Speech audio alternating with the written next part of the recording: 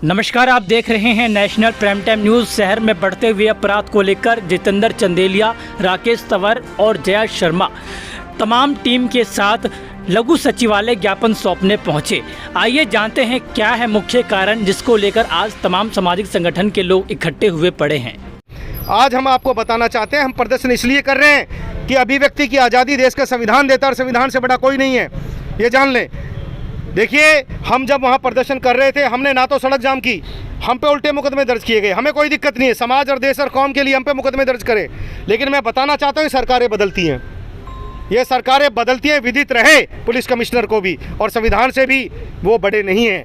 देखिए, आज हम यहाँ पर आए हैं, जो हत्याएँ, जो मर्डर, जो भय का माहौल, जो अपराध प्रदेश और अपराध शहर बना दिया फरीदाबाद को, तो उसके लिए हम न्याय के लिए, जस्टिस के लिए आए हैं कि पुलिस कमिश्नर फरीदाबाद इतने हत्याएं होने के बाद भी आज भी उनका स्थानांतरण नहीं होता। और एसीपी विनोद कुमार जो लगातार कई साल से, जबकि according to the constitution of India, according to PPR, Punjab police rule के अकॉर्डिंग, जो हरियाणा, हिमाचल, पंजाब 3 स्टेटों में जिस रूल से पुलिस चलती है, इतने साल 4-5 साल से वो लगातार फरीदाबाद में बने हुए हैं। क्या कारण है? आरएसएस के वो व्यक्ति हैं, सत्यव्रत भारद्वाज और कई ऐसे आरएसएस के लोग हैं जिनसे उनकी रोज़ बात होती है, और कांग्रेसियों को वो टारगेट करते हैं। एसीपी बल्लभगढ़ और हमारे राकेश आर्या जी, कांग्रेसियों से उनको दिक्कत है, अगर न्याय की कोई बात उठाएगा तो वो मुकदमे खाएगा। हमें कोई दिक्कत नहीं है, सीपी साहब खूब मुकदमे दर्ज कीजिए कांग्रेसियों पर, आप संविधान रक्षकों पर आप खूब मुकदमे दर्ज कीजिए, लेकिन पीड़ितों को न्याय दीजिए, कानून व्यवस्था बनाइए। कानून व्यवस्था नहीं है, चरमरा चुकी है। और मैं डीजीपी और मुख्यमंत्री से कहना चाहता हूं, नायब सैनी से, कपूर साहब, डीजीपी साहब से, इस हरियाणा की गूंगी बहरी, दलित विरोधी, महिला विरोधी, इस निर्मम हत्याकारी हत्याओं को जो बढ़ावा जो सरकार दे रही है, मैं इनको बताना चाहता हूँ, कांग्रेस पार्टी का एक एक कार्यकर्ता फरीदाबाद शहर के लिए प्रतिबद्ध है, न्याय के लिए प्रतिबद्ध है, और हम तब तक आवाज़ बुलंद करते रहेंगे जब तक इस पुलिस कमिश्नर का तबादला नहीं हो जाता और इसके जगह एक अच्छा छवि का नेता नहीं आ जाता। क्या कारण है? किसका दबाव है? कौन से सांसद मंत्री का दबाव है कि पुलिस कमिश्नर का ट्रांसफर हो रहा था, उस ट्रांसफर को रुकवा दिया गया? किसका दबाव है? और 4-5 साल से लगातार एसीपी विनोद कुमार यहाँ पर नौकरी कर रहे हैं, उसका ट्रांसफर नहीं किया गया। ये पीपीआर की धज्जियां उड़ा रहे हैं ये लोग।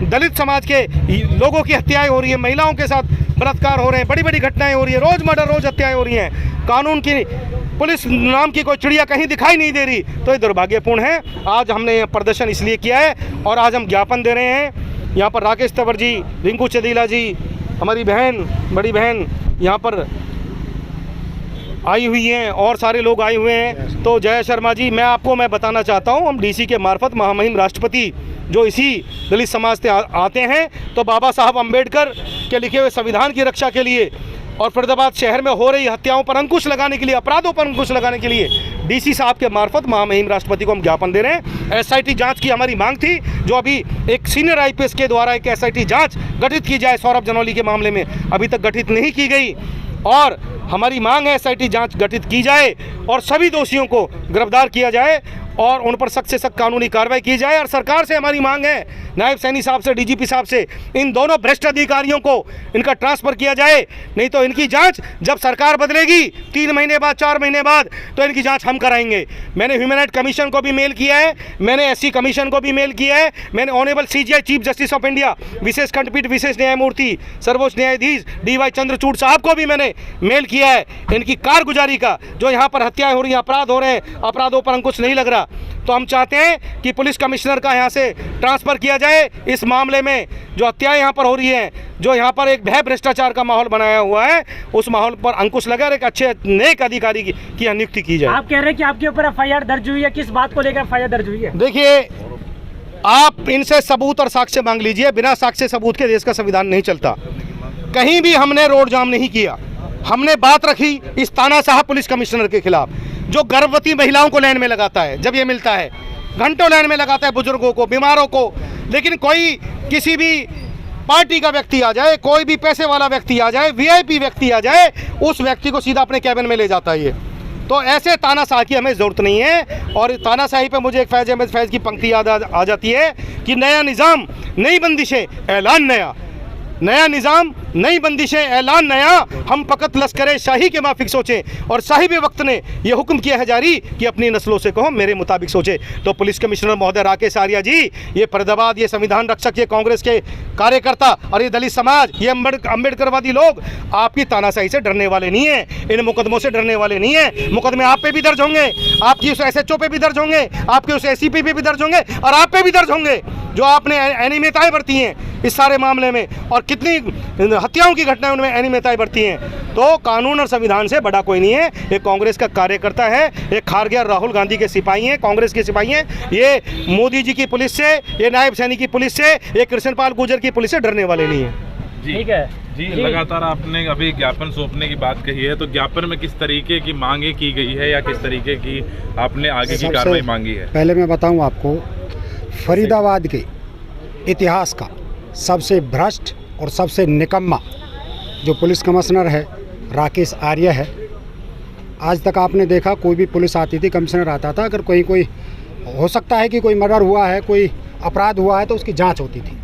लेकिन ये एक ऐसा निकम्मा और नाकारा CP है जो जांच करने के नाम पर, न्याय मांगने के नाम पर, न्याय मांगने वालों के खिलाफ मुकदमा दर्ज करवाता है, हमारे ऊपर दबाव बनाता है ताकि अपराधी किसी न किसी रास्ते से निकलकर और साफ हो जाएं।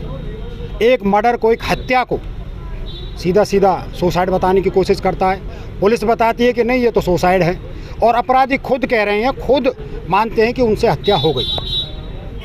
ये जांच का विषय है, आपको पहले जांच करनी चाहिए। जब जिनका लड़का मरा है, लड़का गुजरा है, उनसे आपकी बात हो रही है, उन्होंने कहा कि जी ऐसे ऐसे बात है, हमारे घर में तो कोई किसी तरह का कलेश नहीं, छोटा बच्चा है, कोई ऐसे भी नहीं, कोई जवान है, कोई उसके ऊपर कोई बर्डन हो, सीधा साधा पढ़ने वाला बच्चा, बिल्कुल किसी तरीके का कोई घर में कलेश नहीं, किसी तरीके की कोई परेशानी नहीं, उसको आपकी जांच कर, आपको उसके बारे में जांच करनी चाहिए, तो तब कहना चाहिए।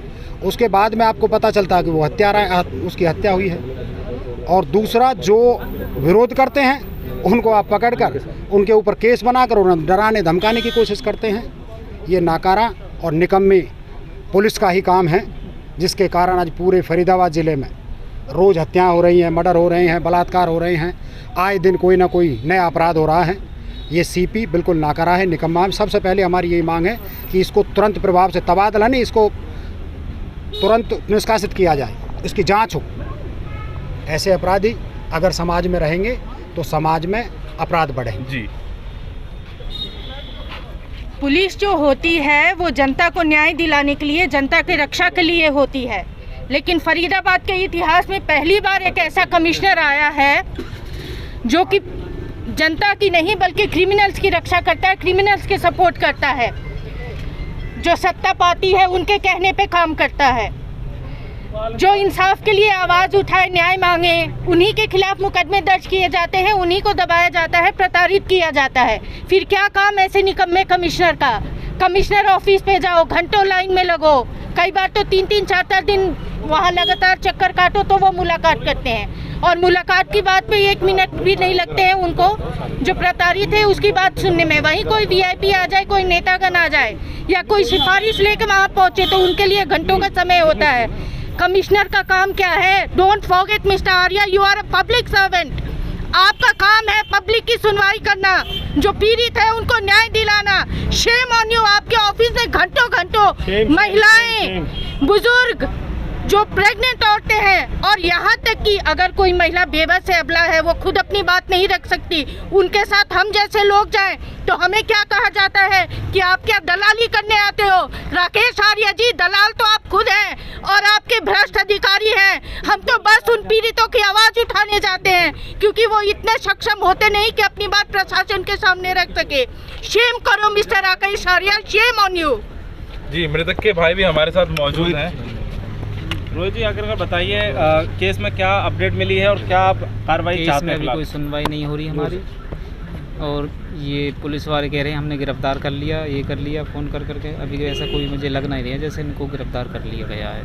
आपने देखा है अभी तक पुलिस ने आपको क्या बताया है? अभी तक क्या क्या चीज़ें कार्रवाई हुई है? कह रही थी एक लड़की और लड़का को गिरफ्तार कर लिया हमने। जी, पर मुझे लग नहीं रहा अभी जिसने इन्होंने गिरफ्तार कर लिया। आपने जो आरोप लगाया था, जो सहपाठी उनके साथ रह रहे थे, उन्हीं पर आपने आरोप लगाया था हत्या का, तो क्या लगता है कितना मामला सच निकला है इस मामले में? मामला सच है, गठित जांच कराई जाए इन पे। इस मौके पर तमाम सामाजिक कार्यकर्ताओं ने जल्द से जल्द दोषियों के खिलाफ कानूनी कार्रवाई करने की मांग की। तो बने रहिएगा तमाम खबरों को देखने के लिए नेशनल प्राइम टाइम न्यूज़ के साथ। धन्यवाद।